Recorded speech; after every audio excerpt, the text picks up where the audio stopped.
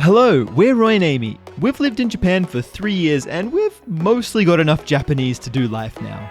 But this video is not about us. In 2022, Japan's borders finally opened again and my parents could come and visit us for the first time. They speak no Japanese, but really wanted to go to the countryside, so they hired a campervan for 1 month to travel around, mostly by themselves. We've got the weekend off, so we're going to go join them and see how everything is going, and ask them the ultimate question. Is it possible to travel in Japan's countryside with no Japanese? This is Roy's parents, Rick and Kerry, and we're joining them on Japan's west coast in Toyama. The plan is to visit the beautiful village of Shirakawago on Saturday, and then catch a train into Japan's deepest gorge, Kurobe, on Sunday. These spots are not super remote. In fact, Shirakawago is a pretty famous sightseeing area, but they're also not on Japan's golden route from Tokyo to Kyoto. Monkeys on the road! Oh my! So many monkeys! Wow, They're not stopping! They're not stopping! Hello monkeys! Oh my goodness,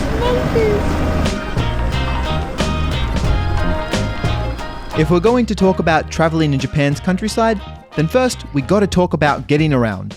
The Shinkansen is great for traveling between cities, but for the countryside, a car is definitely the way to go. My parents hired their campervan through Japan Campers, which was really smooth and all in English. And for road signs, the names of places are written in both English and Japanese, so they shouldn't have to worry about getting too lost. Before their trip, we actually prepared some language cards for Roy's parents to help them get around, and the one they ended up using the most was for the fuel station.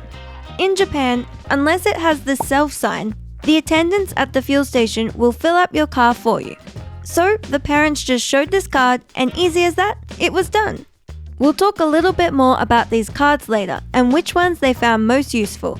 But for now, let's get back to traveling.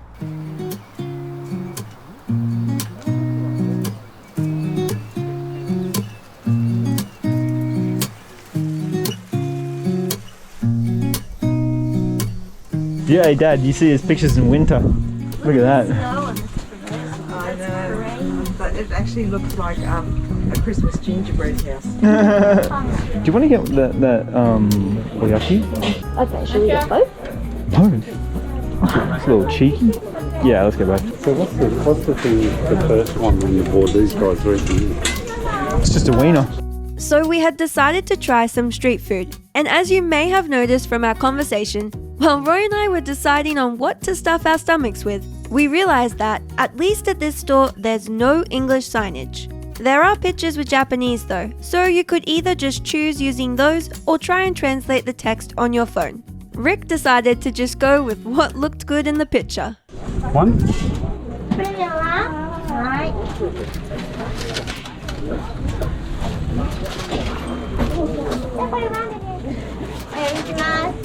Ordering was a success. Unless you go to a really small local restaurant, there's usually pictures on the menu. And we found that the point and hold up your fingers for how many method worked pretty well most times. In fact, I ordered after Rick not using the pictures, and this got me extra questions from the staff. 串焼き1本とあとはおやき1つ。おやき1つ。串焼きはプレミアムノーマル。プレミアム。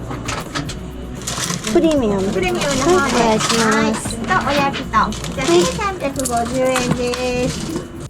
This was my fault for not realizing there were two different kinds of meat, but it does go to show that using the pictures can work well. Of course, it might not always go smoothly, but with a bit of patience and body language, you can usually get there. Now that we've had success ordering, we better actually try the food. So is that red bean paste? Meat. Meat. Delicious? Sweetened meat. Good. Rating out of 10. Recommend. Now that we've tried some local food, one last thing we gotta do before we leave Shirakawago is show Roy's parents a classic Japanese drink, lamune. Oh, so in the cap, Dad, what you do? You unwrap the cap. Alright, okay. And this is part of the opener. This is part of the fun of it, right? And then you put the cap on here, and then you push down really hard, and it'll pop the marble. Careful, it's gonna go everywhere. A little bit hard. Oh, he's got it. That's what you had to do. Oh, cheers. Cheers. So that's all you do. You push nice. it down. Pop it in. It's like an old-fashioned cherry cheer. Cherry cheer. I've never even heard of that. No, I Cherry don't know what that cheer. is. Oh, it was way back in the prehistoric era. We've had some laughs and tried some Japanese food and drink, but now it's on to our next location, the small village of Ainokura, where hopefully we can get some lunch using no Japanese.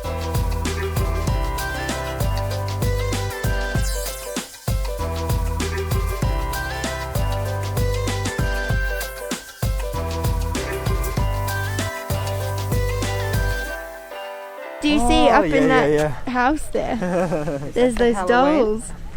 No, I think they're probably just there all the time. It's a little creepy. there. There's tourists up there.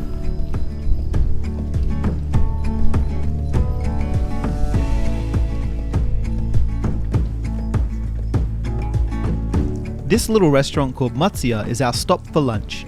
When entering a restaurant in Japan, usually you'll be seated by the staff. So just use your fingers again to show how many people are in your group. So the menu is all Japanese, but there's pictures. And there's Google Translate. There's Google Translate. Fabulous thing. So we discovered. We went to the back and went, oh, that's silly. English is there right in front of us. Wow, perfect.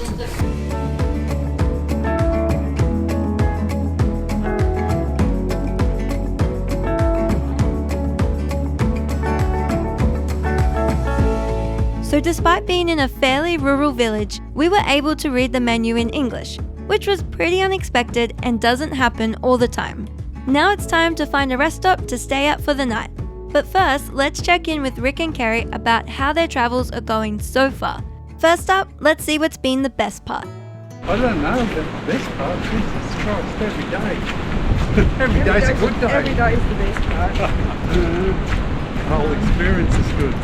How about like the best kind of interaction or like cultural thing? With the people, Yeah. oh yeah, the people are totally delightful. You get random interactions here and there that you don't expect. So like, what's your favourite Favourite. your trip so far? Harry had a good one in the onsen with the ladies that were very welcoming. That was nice. Mum was accepted into the old ladies onsen group. They That took was- her in and took her around to each bath. Very cute. Alright, so that's your best. What's been the most challenging? Definitely learning the language, how to, for me, going and booking a ticket and getting on a bus or a train or some sort of public transport. Quite daunting because everything is crowded and noisy. Yeah, anywhere near the cities it gets a little bit like frightening when you get to all the busyness. Yeah. It's hard to navigate. Yeah, that's just making 2 old farmers. This proved to be true the next day when we visited Kurobe Gorge. The main attraction here is a train ride, but when we arrived to buy tickets, it was super duper busy, so Aimee and I just ended up using Japanese and buying tickets for all of us. Some advice for if you're in this situation. A lot of the main attractions, even in the countryside, have an English website, so you can do a little bit of preparation before you go, and maybe save a bunch of stress and buy tickets online. Another tip is to have the destination name on your phone to show the staff, because let's be real, some of these places are way too hard to say. If you don't mind tackling some Japanese though, then 2 useful words for transport are katamichi and ofuku.